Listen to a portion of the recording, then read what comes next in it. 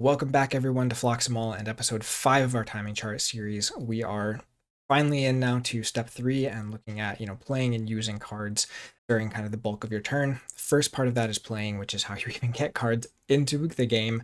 So important step here. A lot of it's fairly simple. It's just knowing the different card types, and we looked at that in our last episode, along with the pips, which are kind of just basic effects that go along with some of these cards.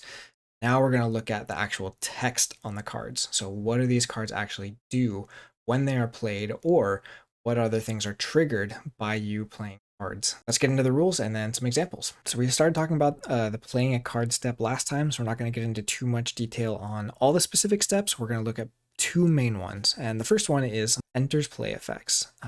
Enters play effects are essentially things that really just go against the rules or add to what we talked about last time with how cards actually go into the battle line, where they're put, how they're placed, the kind of the state that they're in when they're placed. Enters play effects really just kind of are adjustments or restrictions or just added things to that. And so most of them are pretty self-explanatory. The way you should think about this and how it interacts with other rules is that these must be true.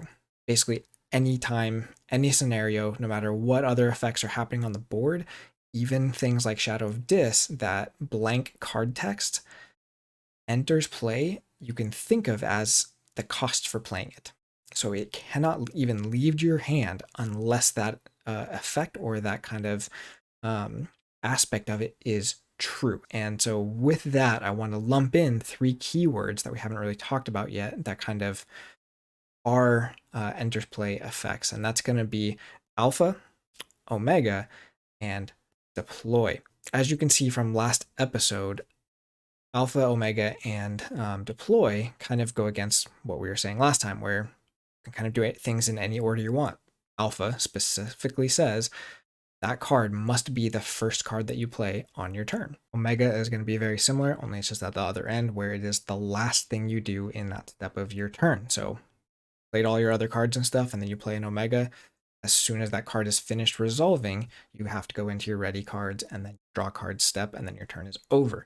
What's important again about that, seeing it as this sort of restriction or this enters play effect, is that it leaves your hand with Omega being true. So no matter what else happens when that card is played or as that card resolves, Omega is true and that step of your turn is over no matter what. And then deploy is really the simplest one and the most broadly used one. And it's a very cool keyword, but very simple, that just says instead of playing a creature on one of your flanks, which we talked about last time, you have to play a creature on one of your flanks. A creature with deploy can be played in basically any position in your battle line. And that's really good for like getting taunts or buffs or other things in between some of your creatures that you want to protect. Essentially, though, this is just a change to how the card is leaving your hand, because it's not leaving your hand and going to a flank and then moving. It is just going straight from your hand to between the two creatures that you want it to play. One final quick note about alpha, omega, and deploy is that there is a subtle difference between them and enters play effects in that they are only active, they only matter when that card is attempted to be played, whereas enters play is also an effect if the cards are put into play, from cards like Amber Lucian or whatever, where a creature is just placed into play but not actually played. Alpha, omega, and deploy only are active when the card is attempted to be played. Now we get into, again, just the bulk of action cards especially, but really just powerful effects throughout Keyforge are going to be your play effects. And this is step 3. So play, after play, and then after enters play effects. The second two are usually going to be found on sort of persistent effects. So artifacts or other creatures, or even just kind of states that have been set up by maybe prior action cards that say like, after you play a card, also this thing happens. What's really important about these is because they are all within that little step 3 of this timing chart, that means all 3 of those different defined things, play effects, after play, and after enters play, all happen in the same timing point in the game, which goes back to kind of something we've discussed before, which is active player gets to choose the ordering. Let's get into our examples and we'll go from there. All right, so for our first example, let's just take a look at our enters play effects. I have in my hand Pterodactyl. Pterodactyl is a Saurian creature 12 power that says Pterodactyl enters play stunned. Pretty straightforward. That's kind of what those texts often look like. It's going to be enters play stunned, or enters play ready, or enters play under your opponent's control. That's going to be actually a keyword in Grim Reminders as we're heading towards that. So treachery will say X creature or artifact enters play under your opponent's control. That is going to be done in this same timing window. Read it exactly the same as a creature like this. But Pterodactyls is sadly not very good. It enters play stunned. Timing wise, as far as that goes, it basically looks like just the same as we were doing last video with our playing cards. I'm going to play Pterodactyl, has to go on one of my flanks, and it enters play exhausted, and then it is stunned.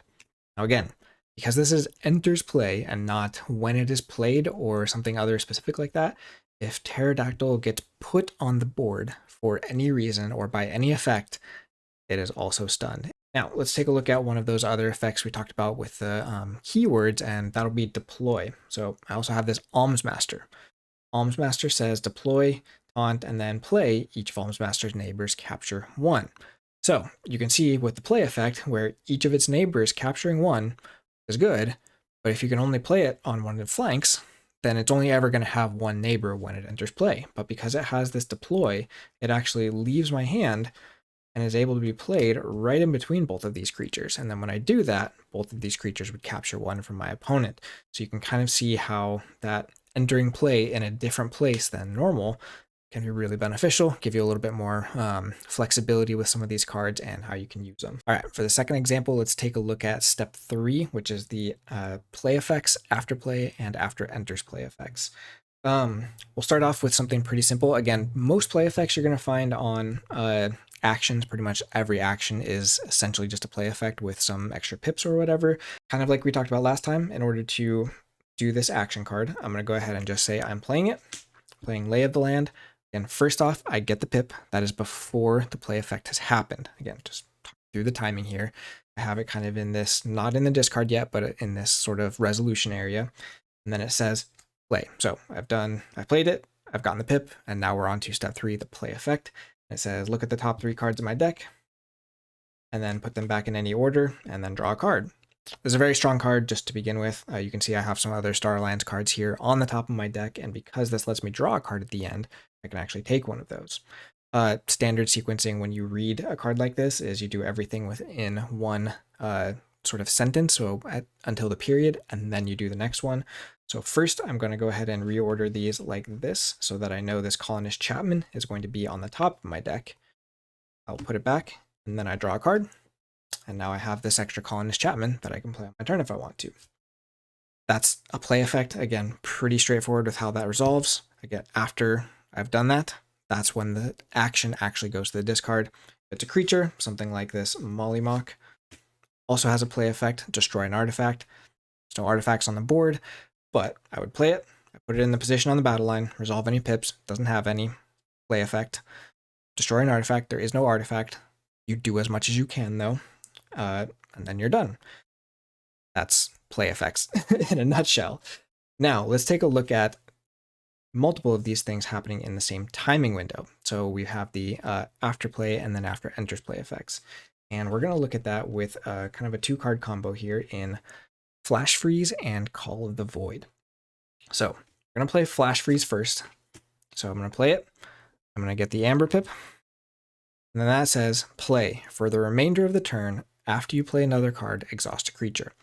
We can get into later sort of the idea of persistent effects, but when a play effect creates a sort of lasting effect that lasts until the end of your turn or the end of your opponent's turn, once that has been sort of established, the play effect itself is resolved. So once I basically say, all right, for the rest of my turn, after I play another card, I'm going to exhaust a creature.